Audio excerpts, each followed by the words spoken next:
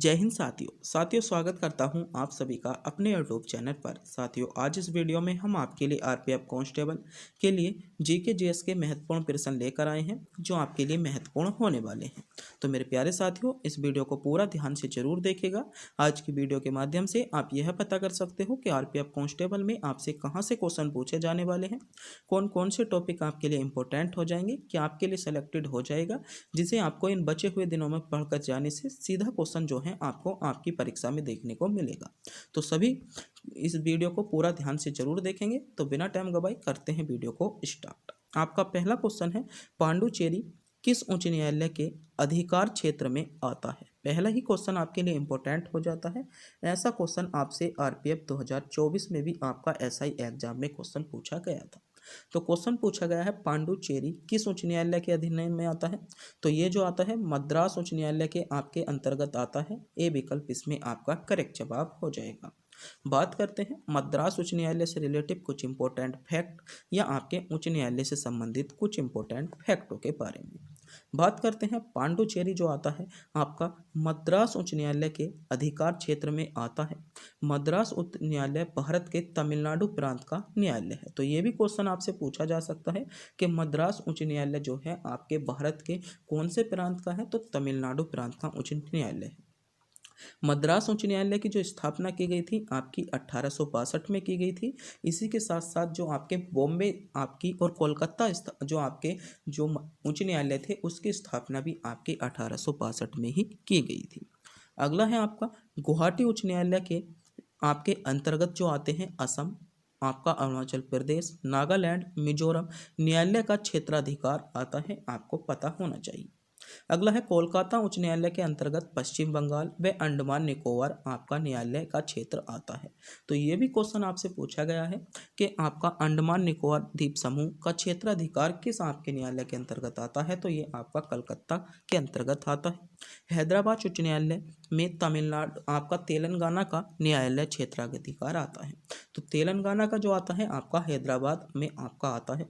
तो ये कुछ आपके जो हैं महत्वपूर्ण आपके न्यायालयों से संबंधित इंपॉर्टेंट फैक्ट हैं, क्योंकि यहाँ से क्वेश्चन आपसे आपकी परीक्षा में जो आपसे पीछे पूछे गए हैं सभी हमने इसमें महत्वपूर्ण फैक्ट रखे हैं। अगला क्वेश्चन है, भारतीय संविधान में वर्तमान में कितनी अनुसूचियां हैं। तो पहले आपकी 8 अनुसूचियां थी और उसके बाद जो कर दी है भारतीय संविधान में वर्तमान में आपकी 12 अनुसूचियां हो गई हैं। अगर क्वेश्चन पूछा जाए भारतीय संविधान के मूल संविधान में, तो मूल जो संविधान था उसमें 8 अनुसूचियां थी और वर्तमान में अब 12 अनुसूची हो गई हैं, यानी डी विकल्प इसमें आपका करेक्ट जवाब हो जाएगा। बात करते हैं अनुसूचियों से रिलेटिव कुछ इंपॉर्टेंट फैक्ट के बारे में जो आपसे क्वेश्चन पूछा जा सकता है। भारतीय संविधान में वर्तमान में आपकी 12 अनुसूचियां हैं, 25 भाग हैं और 470 आपके अनुच्छेद हैं।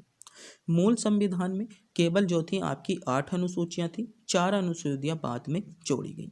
जिसमें बात करते हैं 9वीं अनुसूची आपका पहला संविधान संशोधन 1951 में जोड़ी गई थी। तो पहला है क्वेश्चन यही आपके लिए इंपॉर्टेंट हो जाता है कि 9वीं अनुसूची कब जोड़ी गई। तो प्रथम संविधान संशोधन 1951 में जोड़ी गई।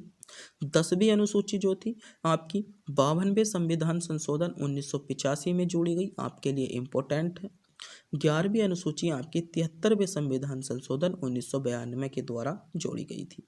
12वीं अनुसूची आपके 74वें संविधान संशोधन 1992 के द्वारा ही जोड़ी गई थी। तो ये भी कुछ आपके इंपॉर्टेंट फैक्ट थे जिनके बारे में आपको पता होना चाहिए।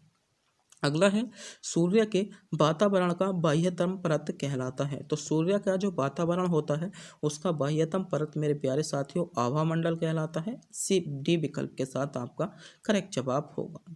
बात करते हैं कुछ इंपॉर्टेंट फैक्ट के बारे में। तो सूर्य की आपका वातावरण यानी बाह्यतम परत को आभामंडल कहते हैं। सूर्य व चंद्रमा की ओर आपका एक प्रकाशीय वृत्त प्रतीत होता है, उस प्रकाशीय चक्र को सूर्य का आभामंडल कहा जाता है। बात करते हैं सूर्य की परतों में, कोरोना यानी आभामंडल सूर्य की बाह्य परत है। फोटोस्फीयर की बात करें यानी प्रकाश मंडल, ये सूर्य की सबसे निचली एवं गहरी परत मानी गई है। तो आपसे क्वेश्चन पूछा जा सकता है कि आपकी सूर्य की सबसे निचली परत कौन सी होती है। तो फोटोस्फीयर यानी प्रकाश मंडल होती है।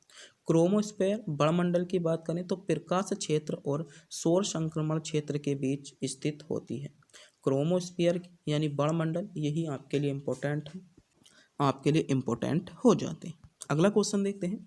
अगला क्वेश्चन है सिंधु घाटी आपका सभ्यता का सबसे पहले खोजा गया स्थल कौन सा था। तो क्वेश्चन पूछा गया है, तो आपका सबसे पहला खोजा गया स्थल जो था हड़प्पा था। आपको पता होना चाहिए, डी विकल्प आपका करेक्ट जवाब हो जाएगा।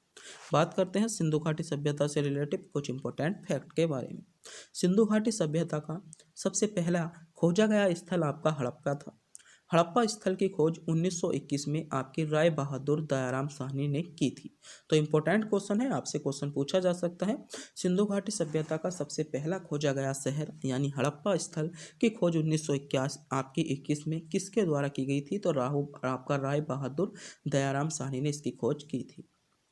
अगला है मोहनजोदाड़ो का अर्थ सिंधी भाषा में आपका मुर्दों का टेला है, क्योंकि ये क्वेश्चन एनटीपीसी 2021 में क्वेश्चन पूछा जा चुका है कि मोहनजोदाड़ो शब्द का अर्थ आपका क्या है। मोहनजोदाड़ो को सिंधु घाटी सभ्यता का सबसे बड़ा स्थल माना जाता है। कालीबंगा को की खोज आपकी किसने की थी। अलम घोष ने की थी, आपको पता होना चाहिए। अमलानंद घोष ने आपकी कालीबंगा की खोज की थी। लोथल की खोज आपकी 1954 में आपकी डॉक्टर SR राव द्वारा की गई थी। कालीबंगा के स्थल उत्खनन का श्रेय बी के आपके थापर और बी लाल को जाता है। मोहनजोदाड़ो की खोज आपकी 1922 में राखलदास बनर्जी द्वारा की गई थी। तो ये भी आपके कुछ इंपॉर्टेंट फैक्ट हैं, आपको पता होना चाहिए। अगला क्वेश्चन है निम्नलिखित में से किस वैज्ञानिक यंत्र का उपयोग वायुमंडलीय दाब को मापने के लिए किया जाता है। तो वायुमंडलीय माप को मापने के लिए मेरे प्यारे साथियों आपका बैरोमीटर का प्रयोग किया जाता है। बैरोमीटर सी विकल्प के साथ आपका करेक्ट जवाब हो जाएगा। बात करते हैं कुछ महत्वपूर्ण मापदंडों के बारे में। जैसे वायुमंडल का दाब मापने के लिए आपका बैरोमीटर का प्रयोग किया जाता है। भूकंप की तीव्रता मापने में आपका सिस्मोग्राफ का प्रयोग किया जाता है। पहिए वाली गाड़ी द्वारा चली गई दूरी मापने के लिए ओडोमीटर का प्रयोग किया जाता है। ध्वनि तीव्रता का मापन आपका ऑडियोमीटर द्वारा किया जाता है। पानी की सतह पर उपस्थित तेल का पता लगाने के लिए आपका ग्रेविमीटर का प्रयोग किया जाता है। सूर्य किरणों की तीव्रता का निर्धारण करने के लिए आपका एक्सटिनोमीटर का प्रयोग किया जाता है। वायु तथा गैसों के भार का घनत्व मापने हेतु आपका एरोमीटर का प्रयोग किया जाता है। वायुमंडलीय दाब मापने हेतु आपका बैरोमीटर का प्रयोग किया जाता है। मृदा की नमी मापने के लिए आपका टेंसियोमीटर का प्रयोग किया जाता है। तो ये भी क्वेश्चन आपके लिए इम्पोर्टेंट है, आपसे पूछे जा सकते हैं। अगला क्वेश्चन है भारत की जनगणना 2011 के अनुसार किन राज्यों की जनसंख्या समूह सर्वाधिक था। तो भारत की जनगणना 2011 के अनुसार जो सर्वाधिक राज्य थी की जो जनगणना थी वह उत्तर प्रदेश और बिहार की थी। उत्तर प्रदेश और बिहार इसमें ए विकल्प के साथ आपका करेक्ट जवाब हो जाएगा। बात करते हैं जनगणना से रिलेटिव कुछ इंपॉर्टेंट पॉइंट के बारे में।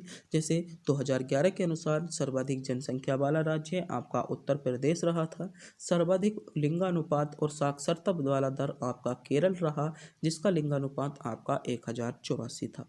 सर्वाधिक शिशु लिंगानुपात वाला की बात करें तो अरुणाचल प्रदेश रहा। सर्वाधिक साक्षरता वाला राज्य आपका केरल रहा था। न्यूनतम महिला साक्षरता की बात करें तो बिहार रहा था, और न्यूनतम साक्षरता की बात करें तो आपका बिहार ही रहा था।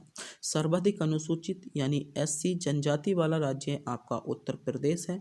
सर्वाधिक नगरीय जनसंख्या वाला राज्य आपका महाराष्ट्र हो जाएगा। सर्वाधिक ग्रामीण जनसंख्या वाला राज्य आपका हिमाचल प्रदेश हो जाता है। तो ये भी जनसंख्या से रिलेटिव कुछ इंपॉर्टेंट फैक्ट हैं जिनसे क्वेश्चन बन सकता है। अगला क्वेश्चन है राष्ट्रीय राजमार्ग संख्या 4 जोड़ता है। तो राष्ट्रीय राजमार्ग संख्या आपका जोड़ता है मुंबई से चेन्नई को, यानी सी विकल्प इसमें आपका करेक्ट जवाब बनेगा।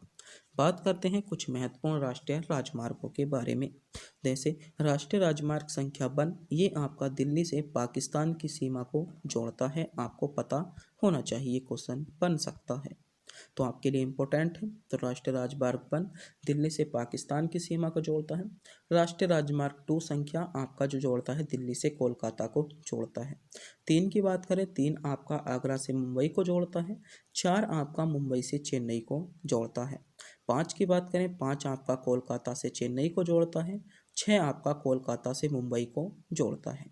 7 आपका वाराणसी से कन्याकुमारी को जोड़ता है। 8 आपका दिल्ली, जयपुर और मुंबई को जोड़ता है। तो ये भी क्वेश्चन आपके लिए इम्पोर्टेंट है, आपको पता होना चाहिए।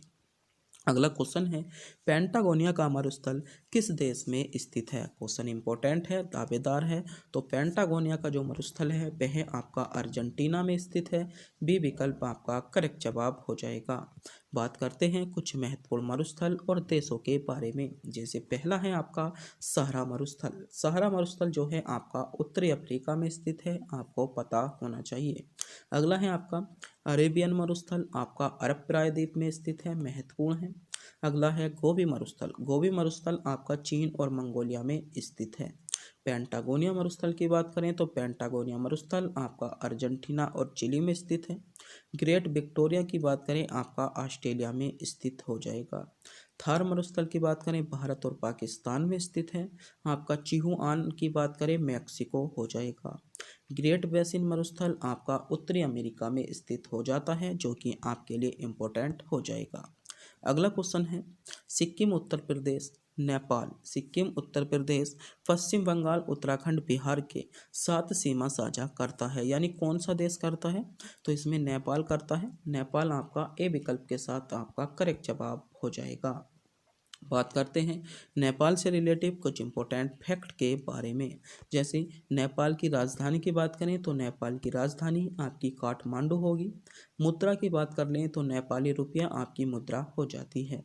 यहीं पर राष्ट्रीय गान की बात करें तो सेव धुंगा फूल का राष्ट्रीय ध्यान होगा। संसद की बात करें तो संसद को राष्ट्रीय पंचायत के नाम से जाना जाता है। नेपाल में संसदीय सीटें 275 हैं। नेपाल ब्रिटेन संधि जो हुई थी वह आपकी 21 दिसंबर 1923 में हुई थी। सीमा साझा की बात करें तो नेपाल भारत के साथ 751 किलोमीटर का सीमा साझा करता है और माउंट एवरेस्ट आपकी जिसकी ऊंचाई 1848 है, सबसे ऊंची चोटी आपकी नेपाल की है। तो ये भी कुछ आपके इम्पोर्टेंट फैक्ट हैं, सेलेक्टेड हैं, दावेदार हैं, आपसे क्वेश्चन बन सकता है, आपकी परीक्षा के लिए इम्पोर्टेंट हैं, आपको पता होना चाहिए। मेरे प्यारे साथियों, अगर आपने भी पहली बार हमारी वीडियो पर विजिट किया है तो चैनल को सब्सक्राइब, वीडियो को लाइक, अपने दोस्तों के पास वीडियो को शेयर जरूर कीजिएगा। अगला क्वेश्चन देखते हैं, मौलिक कर्तव्य को शामिल करने का सुझाव किस समिति ने दिया था? क्वेश्चन इंपॉर्टेंट है, आपके लिए गोल्डन क्वेश्चन हो सकता है, मोस्ट क्वेश्चन इस क्वेश्चन को कहूंगा। क्वेश्चन है मौलिक कर्तव्य को शामिल करने का सुझाव। तो जो मौलिक कर्तव्यों को शामिल करने का भारतीय संविधान में शामिल करने का जो सुझाव दिया था वह आपका सरदार स्वर्ण सिंह समिति ने दिया था। आपको इसमें सी विकल्प आपका करेक्ट जवाब होगा। जिन बच्चों ने विकल्प बी को सुना है, सही चुना है, सी विकल्प इसमें आपका करेक्ट जवाब हो जाएगा। बात करते हैं कुछ महत्वपूर्ण आपकी समितियों के बारे में, क्योंकि यहाँ से अक्सर आपसे क्वेश्चन पूछा जाता है। ये कुछ आपकी महत्वपूर्ण समितियां हैं और उनके योजनाएं हैं जहाँ से अक्सर जो है आपकी परीक्षा रेलवे एग्जाम में एक क्वेश्चन देखने को मिलता है। तो ये सभी की सभी समितियां ऐसी हैं जो रेलवे एग्जाम में बार बार रिपीट होती रहती हैं। जैसे पहला है आपका एस के धर समिति। तो एस के धर समिति जो थी, इसका गठन की बात करें तो 1948 में इसका गठन हुआ था और भाषाई प्रांत आयोग का सुझाव इसने दिया था। जो एस के धर आपकी जो समिति थी इसने क्या दिया था, तो भाषाई प्रांत आयोग का इसमें सुझाव दिया था और 1948 में इसका गठन किया गया था। अगला है जेबीपी कमेटी। ये बहुत ज़्यादा पूछा जाता है, सभी बच्चों को अधिकांश में मानता हूँ इसका तो पता ही होगा कि जेबीपी समिति जो है इसका गठन भी 1948 में हुआ था। राज्यों के पुनर्गठन के लिए भाषाई आधार पर आपका क्या था, इसमें आपका खारिज क्या था, ये भी आपके लिए इम्पोर्टेंट हो जाता है। अगला है आपका फजल अली आयोग। फजल अली आयोग का जो गठन हुआ था 1953 में आपका फजल अली आयोग का गठन हुआ था और राज्यों के पुनर्गठन के लिए फजल अली आयोग जो था इसका गठन किया गया था। अगला है आपका बलवंत राय मेहता समिति। बलवंत राय मेहता समिति जो थी इसका गठन आपका 1957 में किया गया था। पंचायती राज संबंधित त्रिस्तरीय का सुझाव इसमें दिया गया था। अगली समिति है आपकी आपका सरदार स्वर्ण सिंह समिति। तो इसका गठन जो किया गया था आपका 1976 में किया गया था और मौलिक कर्तव्यों को शामिल करने का सुझाव इसमें दिया था। अशोक मेहता समिति की बात करें तो अशोक मेहता समिति का गठन आपका 1977 में हुआ था और 2 स्तरीय पंचायती राज का सुझाव इसमें दिया गया था। LM सिंधवी समिति की बात करें तो इसका गठन 1987 में किया गया था और पंचायती राज से संबंधित आपकी हो जाएगी। सहकारी की आप समिति की बात करें तो इसका गठन आपका 1983 में केंद्र राज्य संबंध इसका आपका हो जाता है। आपका काक्कर आपका केलरा आयोग की बात करें तो 1953 में इसका गठन हुआ। प्रथम पिछड़ा वर्ग आयोग से संबंधित आपकी ये थी। तो ये आपकी कुछ महत्वपूर्ण समिति दी गई है जहां से क्वेश्चन आपको अक्सर आपकी परीक्षा में देखने को मिलता है। अगला क्वेश्चन है, अयोध्या शहर किस नदी के किनारे पर बसाया गया है। क्वेश्चन आपसे पूछा गया है अयोध्या शहर आपका किस नदी के किनारे पर बसाया गया है। तो अयोध्या शहर जो बसाया गया है आपका सरयू नदी के किनारे पर बसाया गया है। सरयू नदी इसमें ए विकल्प में आपको दिया गया है, यानी ए विकल्प इसमें आपका करेक्ट जवाब हो जाएगा। तो बात करते हैं अयोध्या शहर से रिलेटिव कुछ इंपॉर्टेंट प्रश्नों के बारे में, फैक्टों के बारे में जो आपसे आरपीएफ कांस्टेबल में पूछे जा सकते हैं। मेरे प्यारे साथियों, आज की वीडियो आरपीएफ कांस्टेबल के साथ साथ आपके सभी रेलवे एग्जाम, एनटीपीसी, आपका ग्रुप डी के साथ साथ सभी रेलवे एग्जाम के लिए भी इम्पोर्टेंट होने वाली है। तो देखते हैं कुछ महत्वपूर्ण तथ्य के बारे में। तो आपका जो अयोध्या है, अयोध्या में एक हवाई अड्डा है जिसका वर्तमान नाम क्या है, तो महर्षि वाल्मीकि हवाई अड्डा। महर्षि वाल्मीकि आपकी क्या था, हवाई अड्डा इसका वर्तमान नाम है। और पुराना नाम क्या था, तो आपका मर्यादा पुरुषोत्तम श्री राम अंतर्राष्ट्रीय हवाई अड्डा इसका पुराना नाम था। तो ये भी क्वेश्चन आपसे पूछा जा सकता है कि महर्षि वाल्मीकि हवाई अड्डे का पुराना नाम क्या था, तो मर्यादा पुरुषोत्तम आपका श्री राम अंतर्राष्ट्रीय हवाई अड्डा जो था इसका पुराना नाम था। अयोध्या नाम के पुराने नाम की बात करें तो साकेत नगर के नाम से जो है अयोध्या को इसका अयोध्या का प्राचीन नाम है, साकेत नगर के नाम से जाना जाता था। अयोध्या राम मंदिर की विशेषता बात करें तो ये जो संपन्न हुआ था 22 जनवरी 2024 को, ये आपका संपन्न हो गया था। मुख्य अनुष्ठान का नेतृत्व की बात करें तो पीएम नरेंद्र मोदी ने किया था। और मंदिर के प्रमुख आपके वास्तुकार कौन थे, तो चंद्रकार आपका सोमपुरा गुजरात के आपके निवासी थे। ये आपके जो थे मुख्य इसके वास्तुकार थे। रामलला की मूर्ति की बात करें तो अरुण आपका योगीराज जो आपके कर्नाटक के निवासी थे, इन्होंने आपकी जो थी रामलला की मूर्ति का निर्माण किया था। तो क्वेश्चन पूछा जा सकता है आपके लिए, कुछ ये इंपॉर्टेंट फैक्ट है। आपसे क्वेश्चन बन सकता है कि अयोध्या शहर का पुराना नाम क्या था, तो आपका साकेत नगर था। आपका मर्यादा पुरुषोत्तम श्री राम अंतर्राष्ट्रीय हवाई अड्डे का नाम बदलकर क्या कर दिया गया है, तो महर्षि वाल्मीकि अंतर्राष्ट्रीय हवाई अड्डा कर दिया गया है। आपसे क्वेश्चन बन सकता है। आगे क्वेश्चन देखते हैं। अगला क्वेश्चन है, राजस्थान का शिमला के नाम से किसे जाना जाता है। तो बताइए, क्वेश्चन आपसे पूछा गया है राजस्थान का शिमला के नाम से किसे जाना जाता है। तो बात करें राजस्थान के शिमला के नाम से, तो राजस्थान के शिमला के नाम से जो जाना जाता है माउंट आबू को जाना जाता है। माउंट आबू, जिन बच्चों ने विकल्प बी को चुना है बिल्कुल सही चुना है, माउंट आबू बी विकल्प के साथ इसमें आपका करेक्ट जवाब हो जाएगा। बात करते हैं कुछ महत्वपूर्ण आपके संबंधित इनसे फैक्ट के बारे में जो आपसे क्वेश्चन पूछे जा सकते हैं। तो आपके क्या है, भारत के प्रमुख भौगोलिक उपनाम आपके, जैसे अगर आपसे क्वेश्चन पूछा जाए कि आपके कोट्टयम की दादरी के नाम से किसे जाना जाता है, तो मल आपका याला को जाना जाता है। जुड़वा नगर, ये बहुत ज़्यादा पूछा जाता है, जुड़वा नगर कौन कौन से हैं, तो हैदराबाद और सिकंदराबाद को जुड़वा नगर कहा जाता है। ताला नगरी की बात करें तो ताला नगरी के नाम से अलीगढ़ को जाना जाता है। राष्ट्रीय राजमार्गों के चौराहे के नाम से आपका कानपुर को जाना जाता है। क्वेश्चन पूछा जा सकता है कि राष्ट्रीय राजमार्गों के चौराहे के नाम से किसे जाना जाता है, तो कानपुर को जाना जाता है। पेठा नगरी की बात करें तो पेठा नगरी के नाम से आपका आगरा को जाना जाता है, आपको ध्यान रखना है। भारत का टॉलीवुड, तो भारत का टॉलीवुड किसे कहा जाता है, तो भारत का टॉलीवुड आपका कोलकाता को कहा जाता है। बननगर की बात करें तो बननगर जो कहा जाता है देहरादून को कहा जाता है। सूर्य नगरी के नाम से किसे जाना जाता है, तो भारत में सूर्य नगरी के नाम से आपका जोधपुर को सूर्य नगरी के नाम से जाना जाता है। राजस्थान का गौरव, ये बहुत ज़्यादा इंपॉर्टेंट है। राजस्थान का गौरव किसे कहा जाता है, आपका चित्तौड़गढ़ को कहा जाता है। इंपॉर्टेंट है, राजस्थान का गौरव किसे कहा जाता है। कोयला नगरी की बात करें तो धनबाद को आपका कोयला नगरी के नाम से जाना जाता है। Queen of Deccan, queen of Deccan की बात करें तो क्वीन ऑफ डेक्कन आपका पुणे इसमें हो जाएगा। मोस्ट क्वेश्चन है, आपसे क्वेश्चन पूछा जा सकता है कि क्वीन ऑफ डेक्कन के नाम से किसे जाना जाता है, तो पुणे को आपका क्वीन ऑफ डेक्कन के नाम से जाना जाता है। बात करते हैं भारत का हॉलीवुड, तो भारत का हॉलीवुड किसे कहा जाता है, आपको ध्यान रखना है। भारत का हॉलीवुड आपका मुंबई को कहा जाता है और टॉलीवुड आपका कोलकाता को कहा जाता है, दोनों में अंतर है। अगला है झीलों का नगर, तो झीलों का नगर जो कहा जाता है आपका नगर को कहा जाता है। फल उद्यानों का स्वर्ग की बात करें तो ये आपका सिक्किम को जाना जाता है। पहाड़ों की आपकी मल्लिका की बात करें तो पहाड़ों की मल्लिका के नाम से जाना जाता है आपका नेत्रवट को जाना जाता है। बात करते हैं भारत का आपका डेंड्राइट आपका पीथमपुर को